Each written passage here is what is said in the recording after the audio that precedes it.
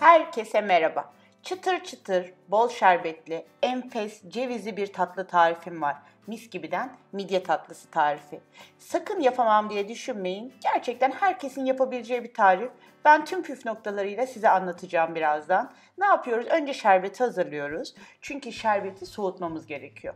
2,5 su bardağı şekere 3 su bardağı su koyup karıştırarak şekeri eritiyoruz.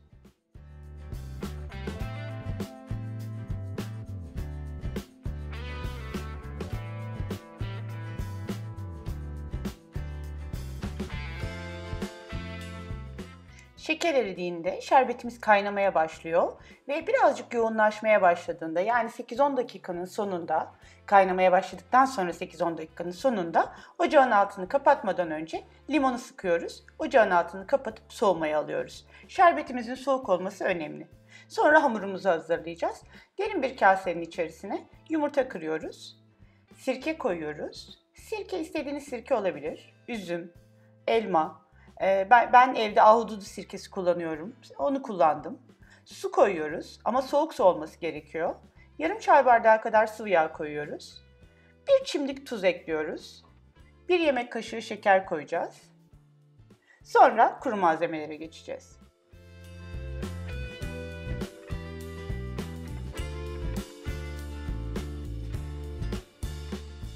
Kabartma tozu ve vanilya ilave ediyoruz ve un ekleyeceğiz. Ama unu kontrollü olarak ilave etmelisiniz. Ben 4,5 su bardağı un ilave ettim ama un miktarı her zaman değişebilir. Yumurtanızın büyüklüğüne göre, sıvı malzemeyi bardağa dolduruşunuza göre. O yüzden unu yavaş yavaş ilave edin. Önce 2 su bardağını ilave edin.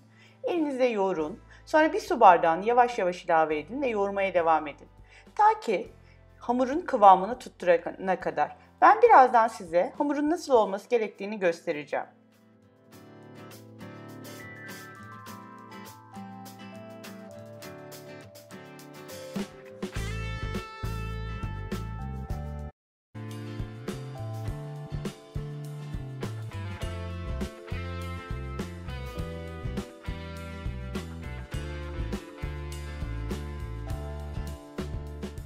Bakın hamurumuz toparlanmaya başladı ama un ilave etmeye devam ediyoruz. Çünkü hamurumuz birazcık sert olması gerekiyor.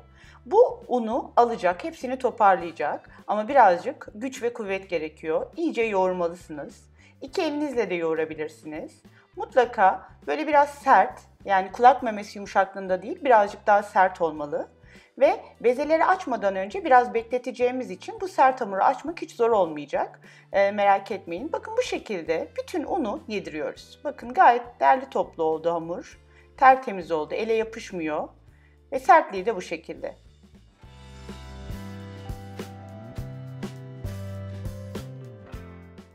Hamuru tezgaha alıyoruz. Sonra keseceğiz. 4 eşit parçaya bölmeye çalışıyoruz.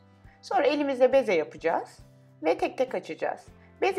Beze yaptıktan sonra bezelerin üzerine nemli bir bezle örterseniz kurumaz hamurunuz hem daha rahat açarsınız ve bir süre bekletirseniz daha kolay açarsınız. Eğer ilk defa bu açma işlemi yapacaksanız size tavsiyem bir 15 dakika bekletin. Hamurlar birazcık daha kendini bırakacaktır ve açması da çok kolay olacaktır. Şimdi açma işlemine başlıyoruz. Bakın şekli hiç önemli değil. Yani biz böyle usta baklavacı değiliz. O yüzden açabildiğimiz gibi ince, olabildiğince ince açmaya çalışacağız. Elbette baklava hamuru gibi böyle arka tarafını görecek incelikte olmasına gerek yok. Nişasta serpiyoruz tezgahımıza ve açmaya başlıyoruz. Ben oklavayla açtım. Siz nasıl rahat ederseniz merdaneyle de açabilirsiniz. Biraz bastırarak güzelce böyle dikdörtgen şekilde açmaya çalışıyoruz. Amacımız öyle. Çünkü saracağımız için eşit olsun istiyoruz. Yuvarlak olmasına gerek yok. Dediğim gibi bakın nasıl açabiliyorsanız. Hiçbir şekilde ben açamam, işte düzgün açamıyorum falan diye düşünmenize gerek yok. İnanın zaten kendi yaptığınız böyle bir tatlıyı yediğinizde o gururu yaşayacaksınız. O yüzden nasıl açabiliyorsanız o şekilde açmaya çalışın. Bol nişasta serperek açın. Zaten nişastası bol olacak. Çünkü ara katları nişasta sağlayacak. Bakın ben nasıl açtığımı göstereyim size. Yırtılabilir de, yırtılsın hiç önemli değil. O yırtığı büyütmemeye özen gösterin. Ve toparlayın biraz, sonra açmaya devam edin.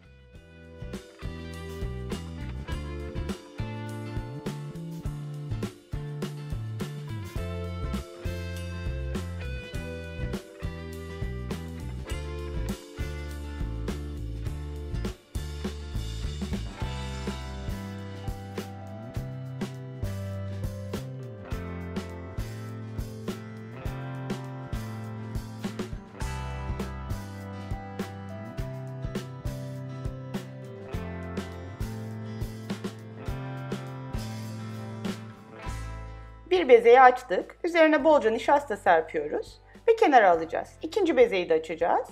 Yani 2-2 yapacağız bu tatlımızı. 2 bezeyi üst üste koyup yapacağız. Ve sonra diğer bezeleri yapacağız. Benim tatlımdan bir büyük tepsi çıktı. Bir de küçük tepsi çıktı bu gördüğünüz. Ben bu küçük tepsiyi özellikle yaptım. Hani böyle siz daha görseli güzel olsun diye. Bir de büyük tepsimiz var.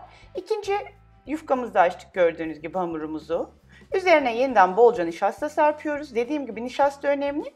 Çünkü katları belli edecek, midye görüntüsünü bu nişasta sayesinde alacak. İkinci hamurumu da üzerine koyuyorum. Ve dikkatlice üstünü şöyle kapatıyorum. Nişastaya her tarafını sürüyorum ve ucundan başlayarak rulo haline getiriyorum. Sıkıca saracağım, sıkıca bir rulo yapacağım. Bakın şöyle gösteriyorum şimdi. Dikkatlice ve sıkıca.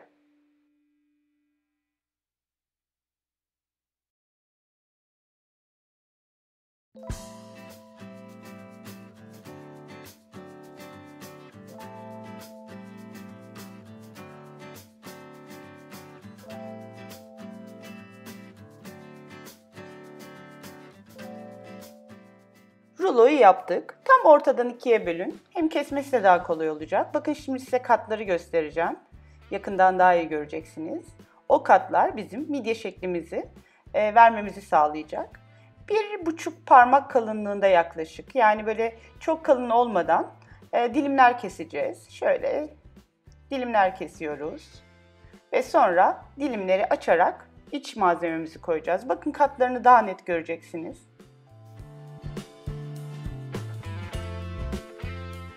Şimdi tatlıya şekil vereceğiz. Nişasta koyuyoruz, birazcık serpiyoruz. Sonra tatlımızın o dilimi koyuyoruz ve oklavayla ya da merdaneyle güzelce açıyoruz. Katları çok fazla zedelememeye çalışıyoruz.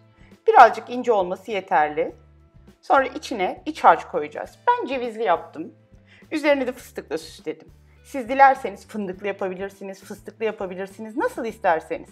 Ama cevizli gerçekten güzel oluyor. Ortasına bolca iri çekilmiş ceviz koydum. Bakın kapatmaya çalıştığınızda kapanmıyor çünkü nişasta var. Uç kısmına birazcık su sürün fırçayla ve sonra kapatın. Rahatlıkla kapanır. Sonra tepsiye dizeceğiz. Bir tane de yakından yapılışını göstereyim. Daha rahat anlaşılır. Dikkatlice açıyoruz.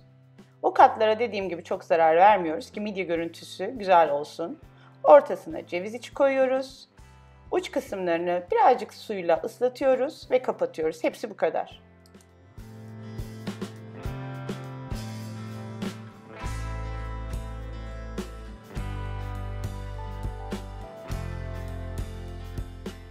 Bir sos tenceresinde tereyağını eritiyoruz.